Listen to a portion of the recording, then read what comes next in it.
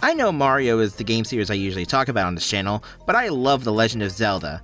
Another thing I love? Exploring obscure game mechanics. And you know, there was that one time Zelda tried to do a dungeon maker in Link's Awakening, so let's talk about that and try to make the hardest dungeon in Link's Awakening. The dungeon maker of the Link's Awakening remake is forgotten, and I think for good reason. It's because it's so tedious to make your own dungeons. None of the actual rooms are memorable enough to want to add, and the rooms lack any sort of cohesion.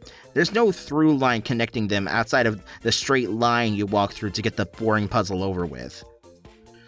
Why does cohesion matter so much? Cohesion makes a dungeon great and memorable. You probably don't remember Zelda 1's dungeons that well outside the shape of the dungeon. That's because all the rooms don't really match. It's mainly a collection of rooms all connected together with doors, and that's boring. And funnily enough, that's how I would describe the custom dungeons you make in Link's Awakening, a collection of rooms connected with doors. This game takes select rooms from different dungeons in the game. No through line, no cohesion whatsoever. It feels like I'm playing a randomizer. It's unfun and garbage, and the rooms suck too. In the premise alone, Link's Awakening Dungeon Maker already sucks. But making a dungeon? My lord. So first I have to explain how this thing even works. You have an 8x8 grid, 64 rooms in all, and every dungeon has a few rules you must follow in order for it to be valid. Rule 1. You must have an entrance room and a nightmare room to serve as the beginning and end of your dungeon. Rule 2. The number of chests must be greater than or equal to the number of locked doors in your dungeon. Rule 3. Due to Rule 1 and 2, there must be at least one chest in your dungeon. Rule 4. There must be enough chests before locked doors. Rule 5. The first chest you open will contain enough small keys to open locked doors, and the last chest you open will contain the nightmare key. Every other chest will have rupees. Rule 6. Every room of the dungeon must be accessible. Rule 7. Every exit of a room must connect to an exit of an adjacent room. Rule 8. The number of staircases in a dungeon must be divisible by 2, as they must connect.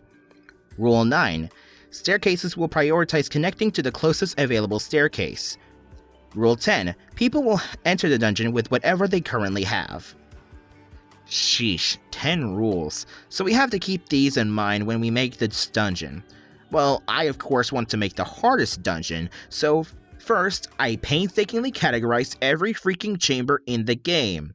However, I quickly learned that this was kinda pointless, because all these rooms were kinda easy. All the rooms I struggled with weren't hard, just tedious. Like this room, where you have to kill the enemies in a certain order. Or the one where you have to fill in the floor with this tile making machine. Or this one, where you have to do this color matching puzzle. When I think of difficulty, I think combat, not wasting my time. However, there is one option. This is the Link's Awakening amiibo. When scanned into the game, it gives the Dark Link effect tile. This thing spawns in Dark Link. He follows you around, hits like a truck, and is very hard to kill, especially in hero mode.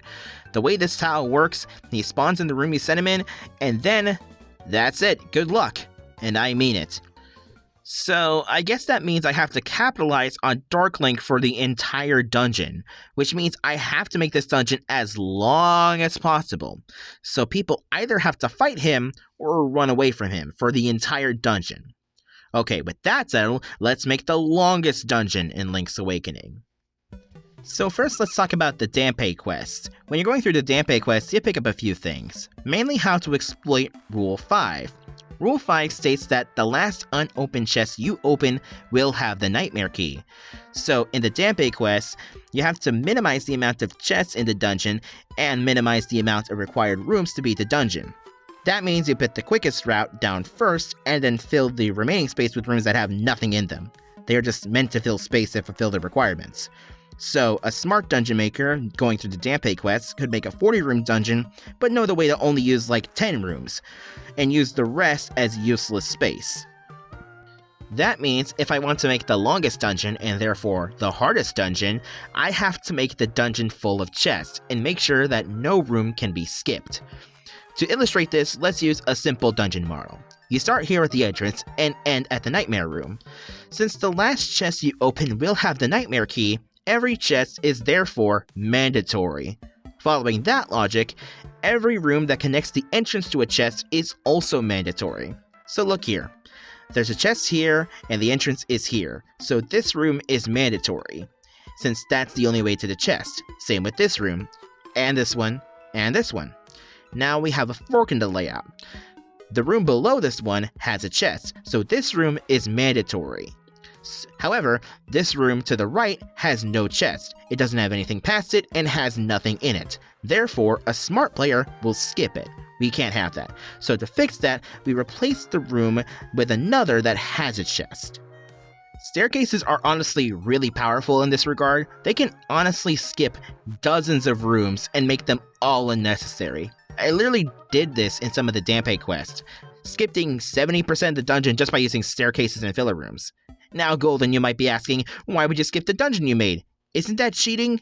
No, it's not. The game let me cheat if this is an intended mechanic, but also consider that the dungeon maker is so damn tedious. The music is boring and bad. The arrangement process is dull and restrictive. I have no personal attachment to any room in this dungeon. It's so slow, and traversal is droning and mindless. The only reason I'm making this hard dungeon is to try and engage with this mechanic to its extreme because of the potential.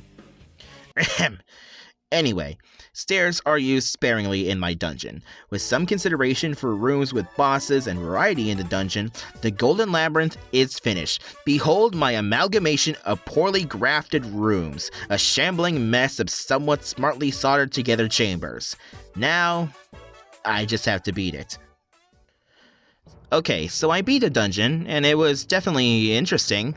If I had to map the difficulty curve, it would probably be something like this. A high hump around the beginning that reaches its peak around here, a third or fourth of the way through the dungeon, but then plummets down to about a 3 to 4 out of 10 for the remainder of the dungeon. Why is that? Well, in the beginning of the dungeon, Shadow Link appears and chases you around the dungeon. Since you have to visit every pathway, it just gets annoying to clear every room while this nuisance is chasing you and taking potshots. Now, there are two ways to deal with it. The first way is to just outmaneuver Shadow Link, probably keeping Rock's Feather equipped, so you can at least dodge or cross gaps since Shadow Link can't jump. And that works, to a point, but there comes a time where you just can't progress any further. The challenge of the room becomes insurmountable. For me, it was this room with the 2 Gomas. At this point, you probably lost your special medicine for the instant full heal, and used all 3 of your heals with the bottled fairies. Now you spawn at the beginning with 10 hearts worth of health, have no easy way to heal as hero mode doesn't drop hearts or fairies and there is no fairy fountain. You have to walk the walk of shame back to the room where you died and have to try to overcome this obstacle. For me, Shadow Link and the 2 Gomas, but it could be anything. This is tedious. This is honestly NES levels of difficulty game design, and there's a reason why modern games designed to be fun don't do this. I was losing hope, I was not having fun, and my patience was waning. I can't even try and avoid the room. It's mandatory.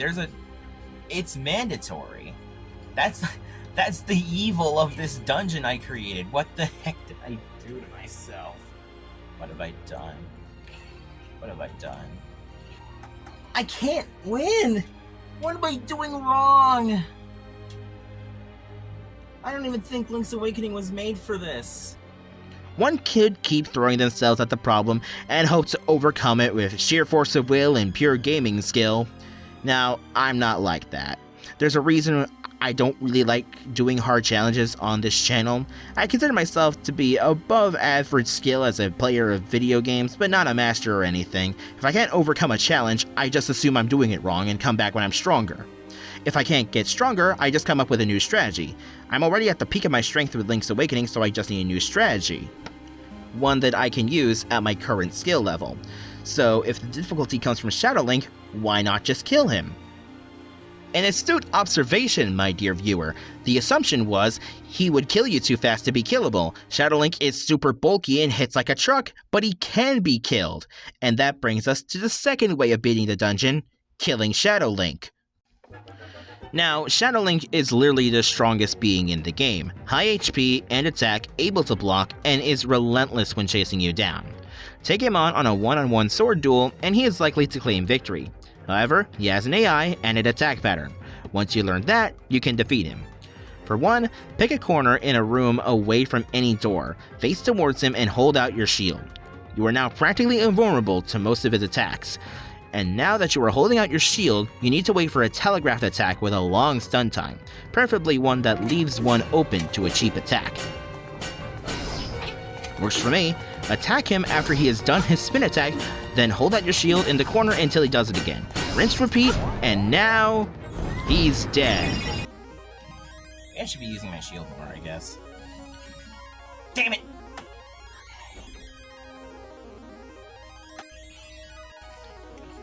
Is this the secret jutsu? Is this what it was? Just use your shield and just be the cheesiest MF?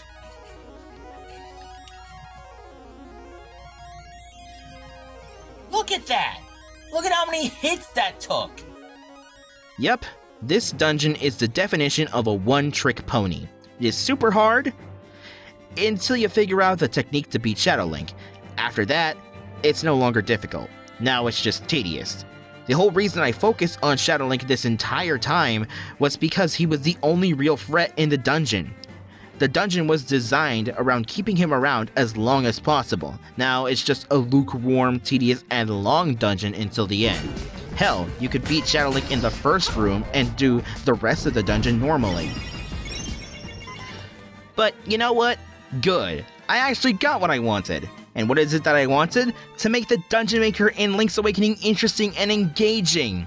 This mode is tedious and boring and a whole drag on an otherwise great game, and I decided to engage with it and make it interesting to me. Sure, the challenge was easy once you know the secret, but I never would have guessed I could appreciate Dungeon Maker a little bit more than I did before.